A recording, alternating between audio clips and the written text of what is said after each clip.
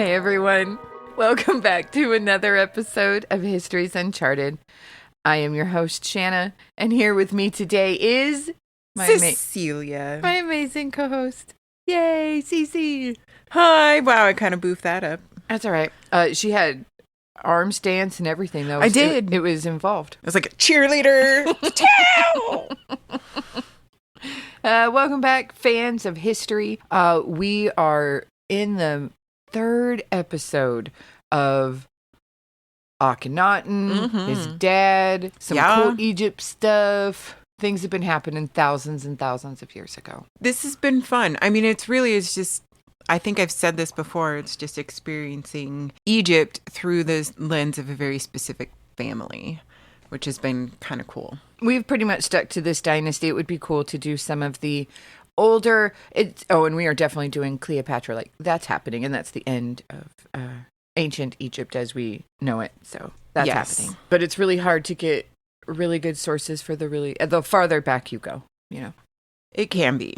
This is a dynasty that was very well reported on, I guess. It's probably why we know the most about it. One of them, I mean. Yes, there has. A lot of people, man, have been doing their stories. This is for sure. But I think I dig it because one of the oldest cultures that we have are the Egyptians. The Egyptians. Oh my gosh, I'm so sorry to go off on a tangent. You're going to cut this out and it's cool. I don't know why, but I love watching really weird historical things, okay? And there's this guy that is trying to put forth this really cool hypothesis that there was a highly advanced civilization from the last ice age, you know, thousands of years ago before the ancient Egyptians that gave technology to all sorts of different cultures. And he has all these thoughts and theories, and he sounds really fun and legit. And then, like, he's very open about the fact that he's a huge crackpot in the academic world calls it like pseudoscience, and he's a fraud and all of this stuff. So it's been fun going down his conspiracy theory rabbit hole. And you're like, after about 6 episodes, you're like, this sounds real. This sounds so real. Is this Atlantis? It is. It's gotta be. It's just he's very convincing. It's been fun. It's his persuasive essay, girl. Just yeah, he's got it's a fun hypothesis. I dig that.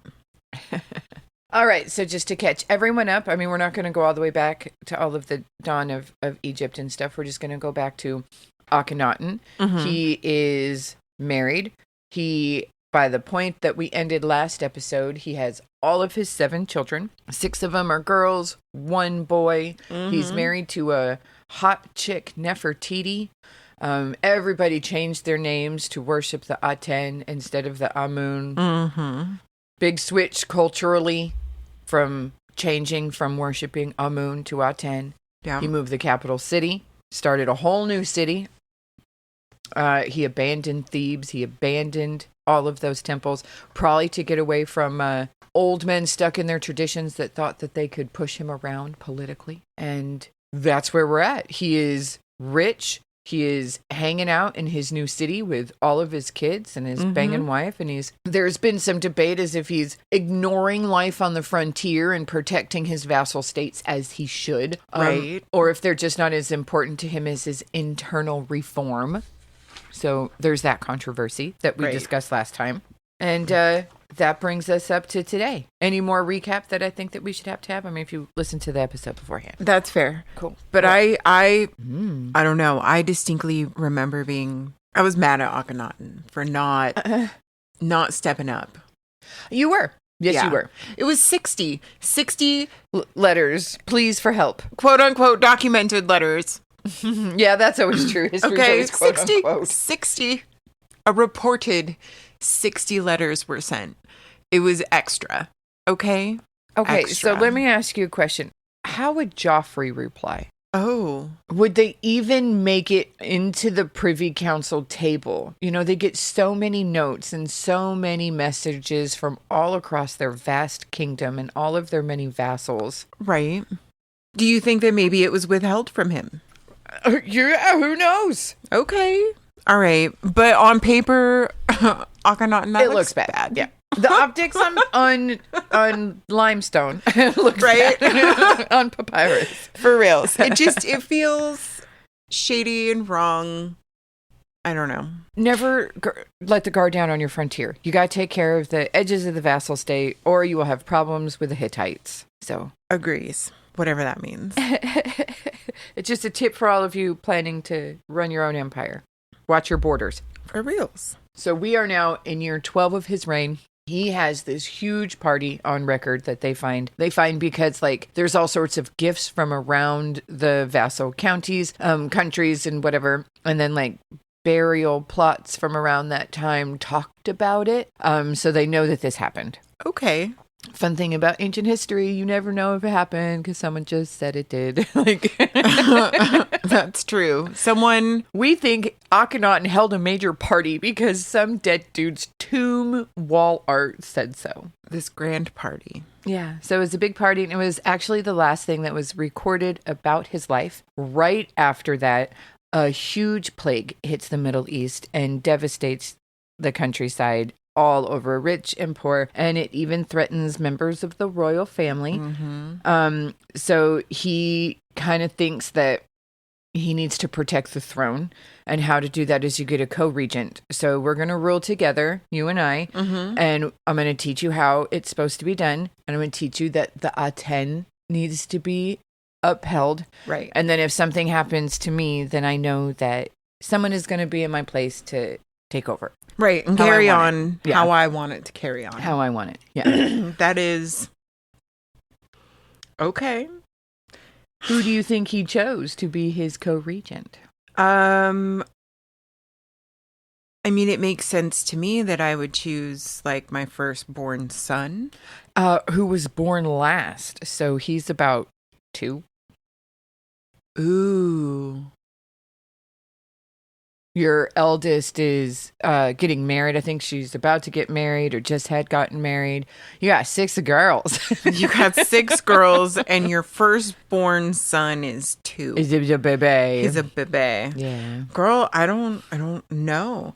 Perhaps it's not unprecedented to teach a woman. Cool. Most people would probably say, like, the general or the high priest or something, another high-ranking dude, but then sharing power with another dude. Well, and that's not your family. Right. Though. Well, theoretically, one of his advisors was Nefertiti's dad, they think. They go back and forth. And then he's got this general who's been here for forever, Horemheb. Or that they might be entrusted with it until young son comes of age. Yeah. Maybe. I don't know. Well, I'm going to put everyone's suspense to bed and just everyone can move on. We know the answer, guys. I'm really confused. Who was it? Who was it? No. We know the answer. I promise. It was his beautiful wife, Nefertiti. What? Yeah. He chose her to be his co-regent around year 12 of his reign. I don't know. To me, that seems kind of silly because, like, that's the person you're sleeping next to. That's the person you're kissing. Like, the physical contact between the two of them during plague. They don't understand how germs work. Oh, that's fair. They don't. That's fair. Okay. I get that. Yeah, you just get it because the gods willed it. Perspective is everything, I guess. Yeah. Your modern lens of biology doesn't belong. Girl, they don't wash their hands, okay? I'm joking. They are very cleansed people. They don't have hand sanitizer. What do you think? What do you think? Okay, so she starts being depicted in royal artwork as, like, the same size as him, and really cool. So she is seen smiting enemies, riding in chariots, and of course worshiping the Aten. Oh, So she was just depicted as a little badass. Yeah, so that's pretty cool. I dig that. Way to go, husband. Yeah. Oh, here it is. His oldest daughter now gets married. Okay. She's like 12 or 14. Well, I mean, whatever. Amenhotep has become a woman and gets married off at 12. Very nice. Yeah. Okay, so it gets a little weird. Egyptologists always have these weird theories because, again, you're just going based off the one picture. Like if you see one image and you have to build this whole history off of this one image, what does it say? So it's around this time that one of his daughters, Akhenaten, died. So on her tomb, there is a depiction of like a baby or a ghost. Like, what does this small little image of a human mean on her tomb when she died? So one theory is Akhenaten fathered a child with his daughter and she died in childbirth. I mean, they like just jump right in. Interesting. Was this common behavior, fathers and daughters? Yeah, remember his dad married one of his sisters. Okay. Yeah. Fathers and daughters, though. He married one of his sisters. That seems that would have been his daughter as well. It was his daughter. Yeah. Okay. So, I mean, like his second daughter. That's one of the theories based on this weird little depiction of this small human. So that's like saying that she died in, maybe it's a representation of a baby. Maybe she died in childbirth. And then they just jump this huge canyon and pieces of evidence and say it must be Akhenaten as the father. She couldn't have, like, I don't know, slept with a member of the royal guard or a baker's son or, a little scribe or something. That could never have happened. Never. It had to be Akhenaten having sex with his own daughter. Another thing is maybe it is not a representation of a baby. Maybe it's a representation of like her spirit leaving her body or separate from her body because she died. So no one knows.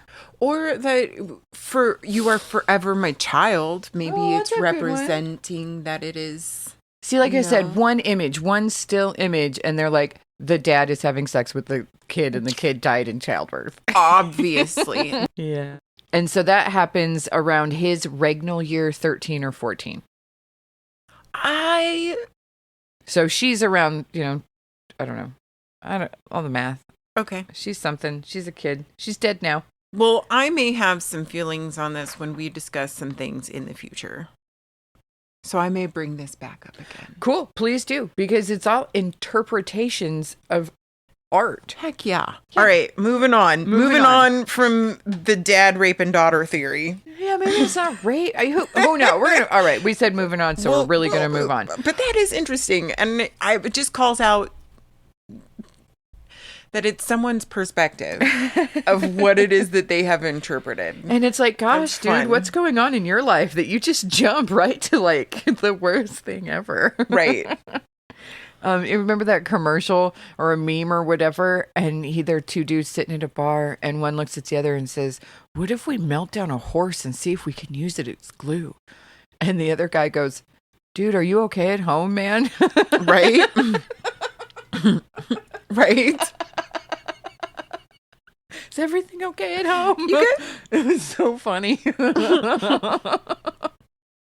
Okay, here we are. We're going to go now to regnal year 17. Akhenaten dies. What? Yeah, it happens. We all do. Boom, he's dead. And then boom, he's dead. So he had stopped the construction of his tomb in the Valley of the Kings long time ago when he decided to move to Amarna. And so now he has his tomb built in Amarna, and that's where he gets interred. Yeah. So there really wasn't a clear succession after he died. And so there is a little bit of confusion. There's lots of different names and question marks. And we always have to remember that the Egyptians have this really fun habit of once something happens, I get a throne name and then a title name. And then a public name, and then a chosen name. Yeah. And I go by 8 different names that continually change. Yeah. Throughout my life. And then they're all going to have the same name. And then 6 of them are named Neferre for Ruaten. And then they had little names at the end. They were all, so it's very confusing at this time. So we just don't have any idea. There's a lot listed, but we're going to get into why there's also confusion of maybe who was listed Okay, so one of them that we're just going to swing with is Nefertiti turns into the king and the pharaoh as a regent, as a king, not real sure. It says words like female king attached to it, and it kept saying Nefer ne Feruaten. That is one of her names. It is, yeah. And I mean, it makes sense because during the plague, he established her as the co-regent. Yeah. Yeah.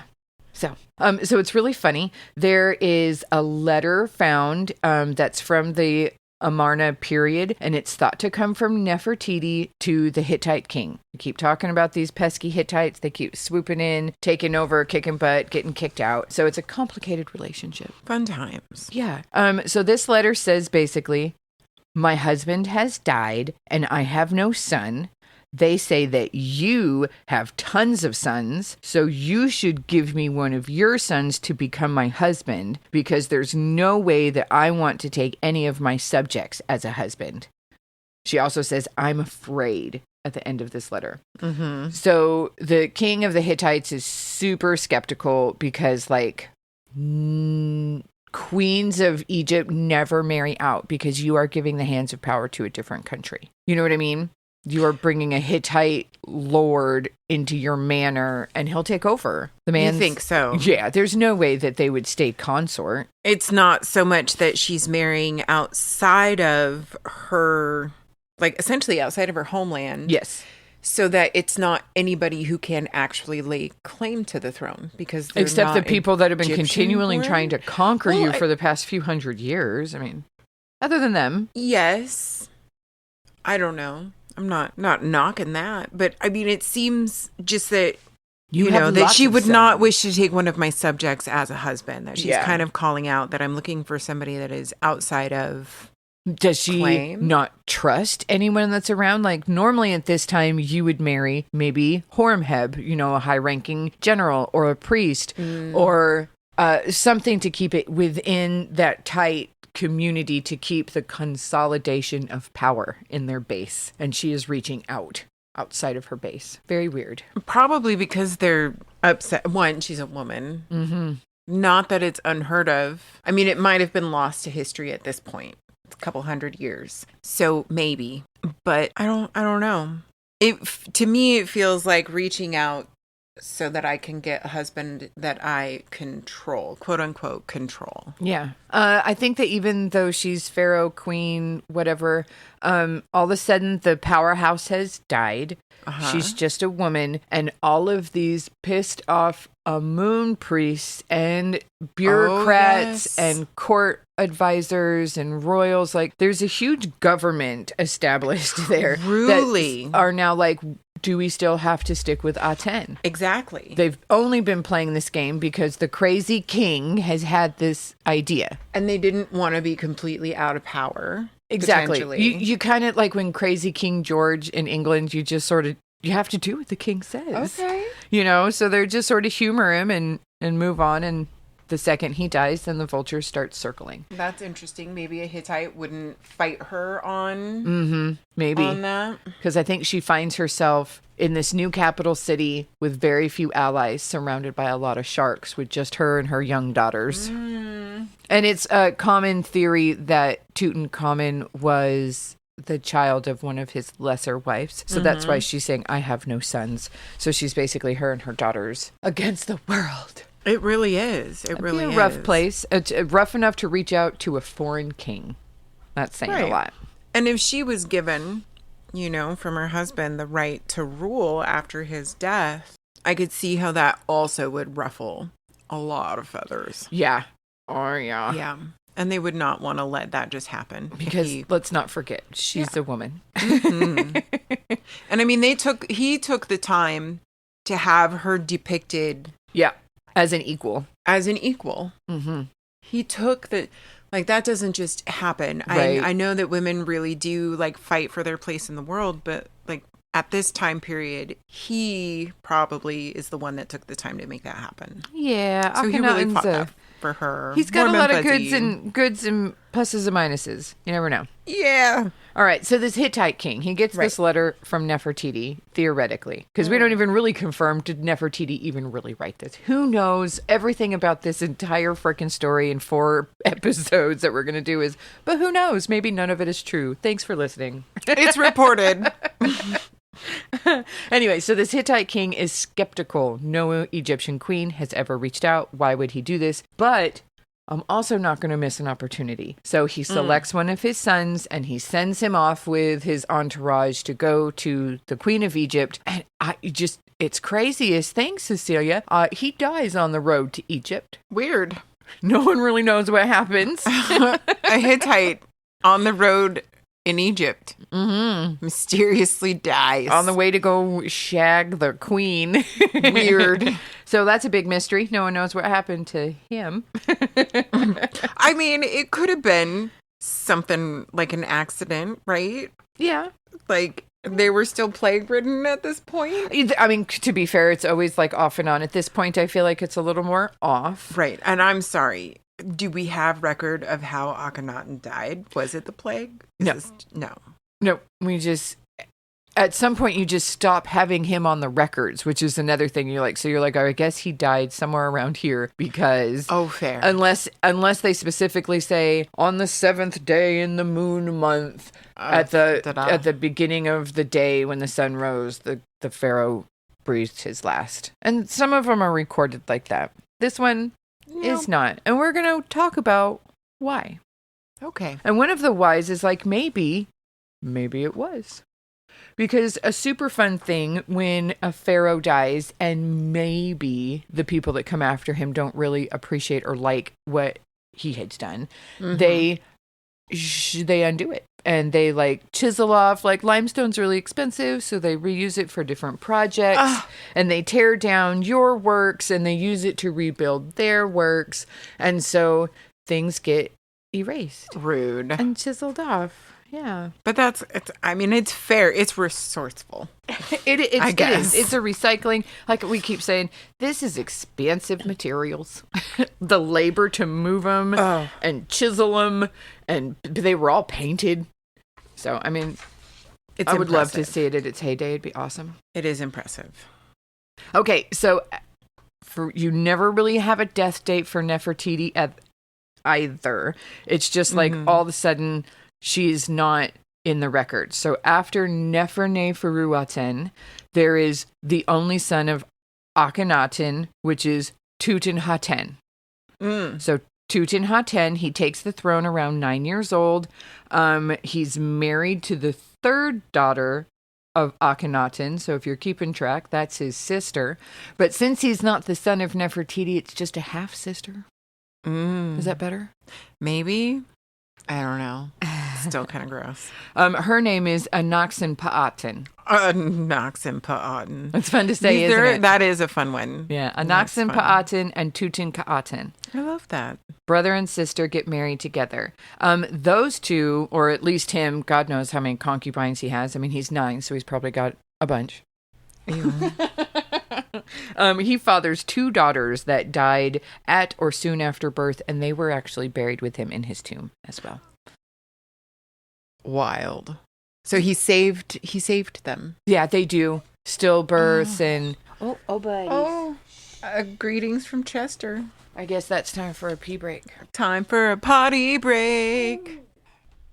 All right, so now we are in year 2 of Tutenakhen's reign. That makes him like, what, 11-ish? 12-ish, something like that. And it's about this time that I think he starts to cave to the external pressures all around him from his advisors and court officials and everyone. And he makes a drastic change. And first he starts with his name. And he goes from Tutenakhen to Tutankhamun, which is Tutankhamun.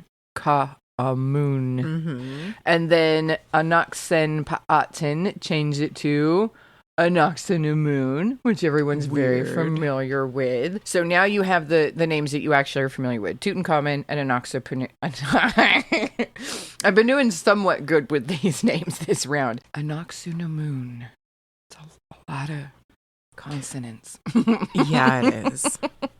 Okay, so apparently this is around 1332 BCE. And just for a friendly reminder, that is before the Common Era, not before Christ. What? I know. It is also at this time they change their names. They're like, okay, we're caving to all the pressure. They leave Amarna and they go back to Thebes. And I don't want to alarm anyone, but they also say, okay, maybe Aten's not the only dude. Maybe everyone can worship all of the gods again, and maybe Amun is the best again.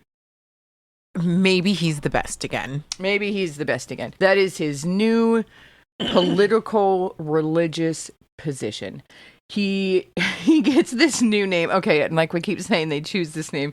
This is the name he chose when he took the throne. Other than changing from Tutankhaten to Tutankhamun, he chose Neb-Khep-Perure. Then he has this building built, and he calls it the Temple of Neb-Khep-Perure, beloved of Amun who puts Thebes in order. Ooh. They sure did love long titles. I wonder if their words were shorter, and when we translate it, it makes it so ridiculously long. But I'm pretty sure that's what's going on that's here. a lot. Temple of Nebu-Khep-Hare, beloved of Amun who puts temples in order. I probably said it different every single time now. Put it in order. Put it in order. He put Thebes back in order, put 2,000 years of Egyptian history and religious life back to how it was 17 years ago before his dad took the throne. That's crazy. And then just rewound it. And then poof, it's like it never happened. They started dismantling the city of Amarna and like using all of those bricks for different bricks. They built more temples to Amun. That's absolutely wild. And you know that like that had to have originated from outside of him because he was literally born into. Right. That is what is his religion and what he was grown in love and light with his parents and stepmom, whatever. Maybe she hated him. Maybe. I mean, that is also true. While his dad was this way, his stepmom was this way. You don't really know what his mom was like. So maybe she was under the table going, actually. Maybe she was an Amunist. Maybe she was. Maybe she was, guys. But you know what's really fun? We'll never know. We won't. We'll never know. That's why we get to sit here and theorize. But yeah, I mean, that is fun that we just get to sit and go, well, maybe this and maybe that. I mean, they do. And they spend a lot of time with mommy too, you know. Yeah, when they're young in particular. Yeah. Yeah. He kind of does a douche thing too, in my eyes, but he moves the body of his dad, Akhenaten, from his tomb in Amarna back to the Valley of the Kings and back into another tomb like you're supposed to. It's like all of a sudden it's like how they said I'm supposed to. Like he wanted to be there. You moved him from where he wanted to be. I thought that was kind of a D move. Yeah. I could see from dad's perspective, like that's messed up, but I could also see from son's perspective of setting it right. You know, that in order to be worshipped and to worship correctly, this is where you need to be. This is improper and is gonna just put it all back. Douchebag you up in the future. But I mean, you need to be amongst your people. Akhenaten showed there can be another way. Do you know that there's more than one way to skin a cat? There is. Do I necessarily agree with Akhenaten? No, I don't think that there should just be the one singular and that nobody can worship. But for the first time and one of the last times in history, a single man took a polytheistic country and turned it into a monotheistic country. Even if it was just for 15 years. Wild. Yeah.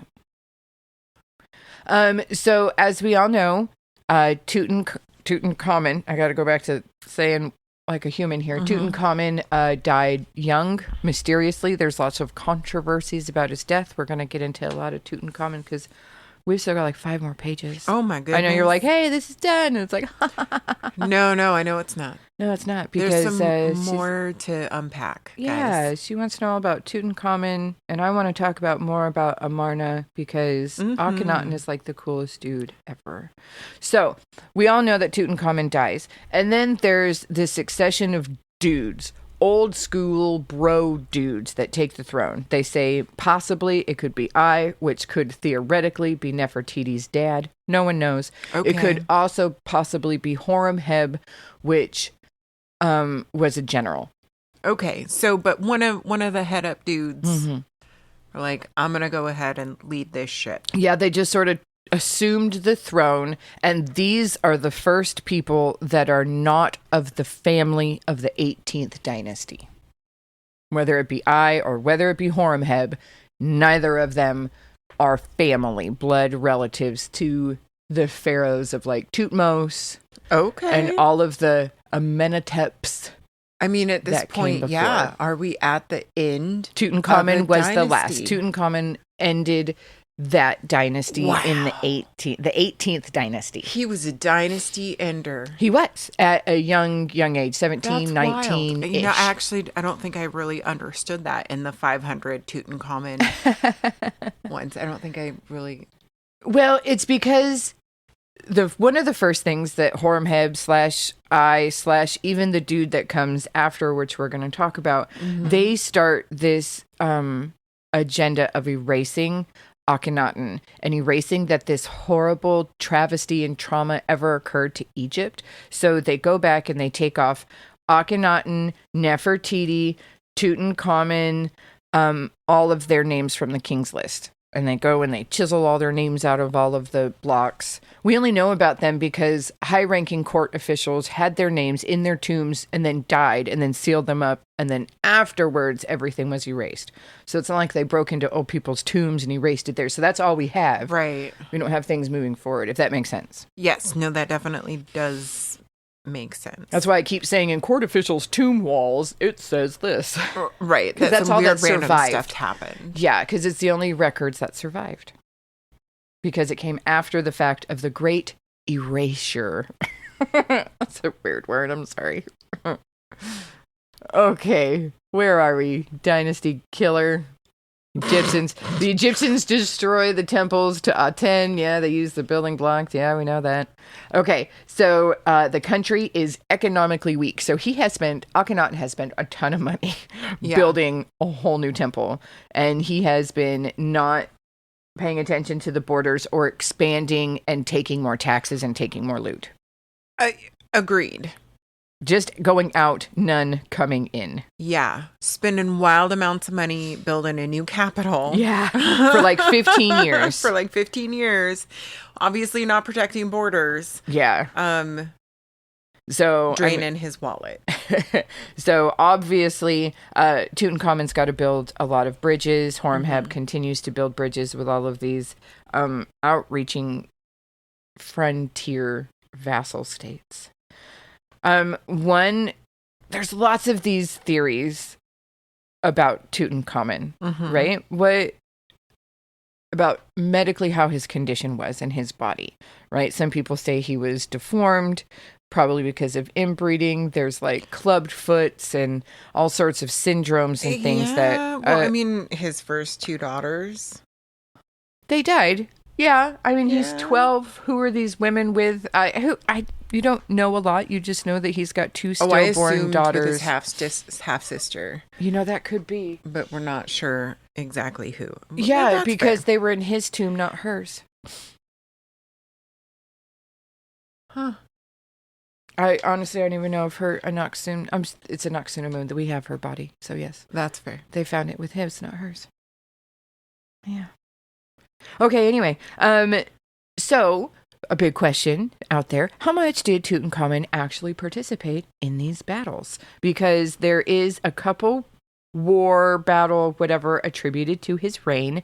He has an undefeated military reputation, one of the few pharaohs too. Probably nice. It's because he died at like 17. He only had 2. Okay, yeah. 2 good ones. Yeah, I mean, if you've got 100% retention rate, but it's still 2. Okay, so Tutankhamun has all kinds of images in his burial tomb and like equipment and weapons and training gear and stuff all in his tomb, and they all show signs of wear and tear. Not like they were some deformed little rich prince that just had them for decoration. Weird. So battle-worn gear was found, essentially, is what you're saying. Yeah. In his tomb. Yeah. With him. Yeah. Oh, I know that's not very much known.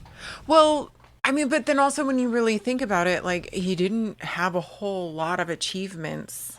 Because he's so young. Yeah, he was so young. He was on the throne for like 10 years-ish. Yeah. So I could see that as being super relevant to his story and his history. Yeah. And his, what he would want to have in there to represent him. Well, what represents him and what we think of him nowadays are a little conflicting. And in our next episode, we're going to take a deep dive into Tutankhamun and finish up the Amarna and the Akhenaten. And it's going to be lots of fun. I'm excited about that. Yeah. We're going to talk about some really cool, fun stuff. And then, I don't even know. We're going to go from there, guys. And then we'll go from there, Episode 4, coming at you soon. Thank you so much for sticking with us this far.